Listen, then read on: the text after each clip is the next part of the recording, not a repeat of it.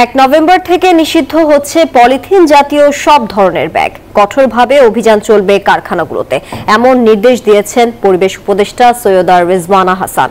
এছাড়া 1 অক্টোবর থেকে সুপার শপে কোনো ধরনের পলিথিন ব্যাগ রাখা যাবে না বলেও জানান তিনি। মোহাম্মদপুর টাউন হলে আয়োজিত এক অনুষ্ঠানে এসব কথা বলেন তিনি। দেশে প্রতিদিন কত পলিথিন ব্যবহার হয় তার সঠিক কোনো হিসেব নেই।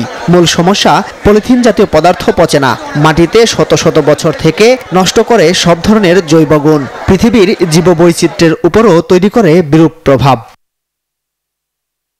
এরপরও বেড়েই চলছে পলিথিনের ব্যবহার। এবার নড়েচড়ে বসেছে মন্ত্রণালয়। আগামী 1 নভেম্বর থেকে নিষিদ্ধ হচ্ছে পলিথিন ব্যাগ, সেজন্য কঠোর অভিযানের ঘোষণা পরিবেশ উপদেষ্টার।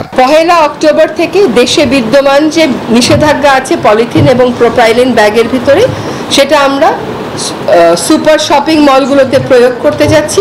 1 নভেম্বর থেকে আমরা কাঁচা বাজারে প্রয়োগ করতে যাচ্ছি। সকালে মোহাম্মদপুর টাউন হল মার্কেট পরিদর্শন শেষে সৈয়দা রেজওয়ানা হাসান সতর্ক করেন, বারবার বলার পরেও যারা পলিথিন উৎপাদন করছেন তাদের বিরুদ্ধে কঠোর ব্যবস্থা নেওয়া হবে। পলিথিন যারা উৎপাদন করেন সেখানেও আমরা জোরে আমাদের অভিযোগগুলো পরিচালনা শুরু করব। সকলেই কিন্তু পর্যাপ্ত সময় পাচ্ছেন, আমরা বিকল্প সরবরাহের জন্য কাজ করছি। অন্তর্বর্তী সরকারের এমন উদ্যোগকে স্বাগত জানিয়ে দ্রুত বাস্তবায়ন চান ক্রেতা বিক্রেতারা। ভালো হয়, যদি এটার ব্যবহার যায়, অন্য কোনোটা পাওয়া যায়, তাইলে দাম লাগেও ভালো। আগে যেমন ছোটবেলা আমরা ব্যাগ ইউজ করতাম, একটা ব্যাগ বারবার ব্যবহার করতাম, বাজার নিয়ে আসতাম, সবকিছু ব্যাগে নিতাম।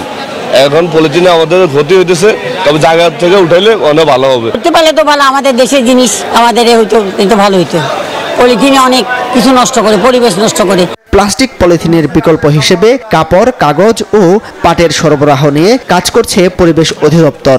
যোগানের ব্যবস্থা করা হচ্ছে। মাসুদ সুমন, নিউজ 24, ঢাকা।